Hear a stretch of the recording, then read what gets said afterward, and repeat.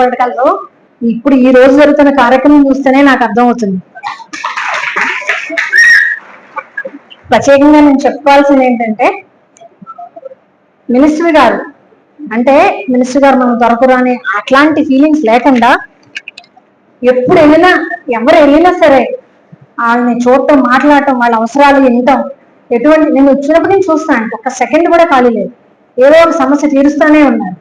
ఇట్లా అనేక అభివృద్ధి కార్యక్రమాలు చేస్తూ ప్రజల సమస్యలను త్వరగా పరిష్కరిస్తూ, తర్వాత వాళ్ళ సొంత ఫ్యామిలీని, ఇందాక సార్ చెప్పారు, వాళ్ళ సిస్టర్ ని ఇన్వాల్వ్ చేసి ఈ కార్యక్రమాలు అభివృద్ధి చేస్తున్నాను, జాబ్ ఆపర్చునిటీ చేస్తున్నారని. ఎంతమంది చేస్తారండి అలా సొంత ఫ్యామిలీని ఇన్వాల్వ్ చేసి? చాలా తక్కువ మంది ఉంటారు. బాధ్యత తీసుకోవటం, నాది బాధ్యత అని చెప్పడం అనేది, మన ఊరికే వాగ్దానాలు చేయడం చూసా కానీ నేను నాది బాధ్యత అని చెప్పడం అనేది చాలా తక్కువ మంది, అర్థం మంది చూస్తాం. అందుకే మినిస్టర్ గారికి అంత త్వరగా అంత మంచి పేరు వచ్చింది. ఆయన చెప్పినట్టు స్వీడన్ లోనే ఈ మధ్య డిజిటల్ లెర్నింగ్ అనేది స్టాప్ చేశారు. చాలా మంచి పాయింట్ చెప్పారు సార్. ట్యాబ్స్ అది ఇవ్వద్దన్న విషయం అనేది చాలా ఇంపార్టెంట్ అని చెప్పిన దాని వల్ల వచ్చే పరిణామాలు కూడా చెప్పారు. ఇట్లాగే వీరి నాయకత్వంలో మన నియోజకవర్గం మరింత అభివృద్ధి చెందుతుందని ఆశిస్తున్నాను.